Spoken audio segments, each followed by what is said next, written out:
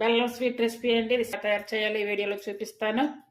ముందుగా స్టవ్ వెలిగించుకొని నెయ్యి వేసుకొని నట్స్ వేయించుకోవాలి.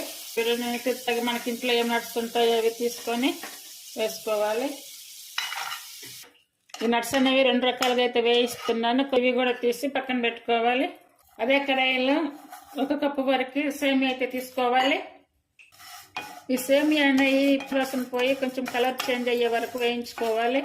ఇప్పుడు 1 కప్పు సేమియా తీసుకున్నా కదా, ఇప్పుడు పాలు 1 కప్పు, వాటర్ వచ్చి 2 కప్పులు, అంటే మొత్తం 3 కప్పుల వరకు అయితే వేసాను. బెల్లం 1 కప్పు తీసుకోవాలి. పాలు వాటర్లో మరుగుతున్నాయిగా, ఆ టైంలో వేయించుకున్నటువంటి సేమియా అయితే వేసుకోవాలి. ఒక చిటికెడు అయితే సాల్ట్ కూడా వేసుకోవాలి. ఇందులో నేనైతే ఇట్లా కరిగించి ఈ లిక్విడ్ అయితే వేస్తున్నాను.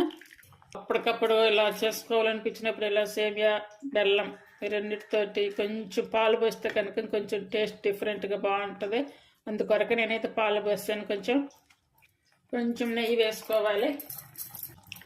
సాయంత్రం పిల్లలు స్కూల్ నుండి వచ్చినప్పుడు ఇలా హాట్ కాకుండా ఇలా అప్పటికప్పుడు ఈ చలికాలం కొంచెం వేడివేడిగా ఇలా స్వీట్ తయారు చేసి పెట్టండి. కొంచెం వేడివేడిగా బాగుంటుంది, ఇంట్రెస్ట్గా కూడా తింటారు.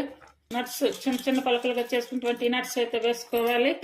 ఇప్పుడు యాలకుల పౌడర్ చేసి వేసుకోవాలి.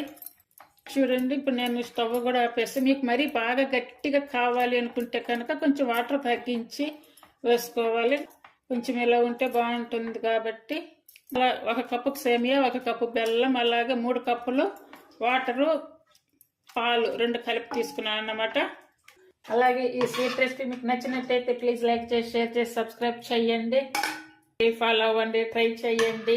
ఇలా తయారు చేసి చూడండి, అందరూ కూడా తినవచ్చు. చిన్న వాళ్ళ దగ్గర నుండి పెద్ద వాళ్ళ వరకు ప్రతి ఒక్కళ్ళు తినవచ్చు. ఈ బెల్లం సేమియా రెసిపీని ఇలా తయారు చేయండి. Thank you for watching.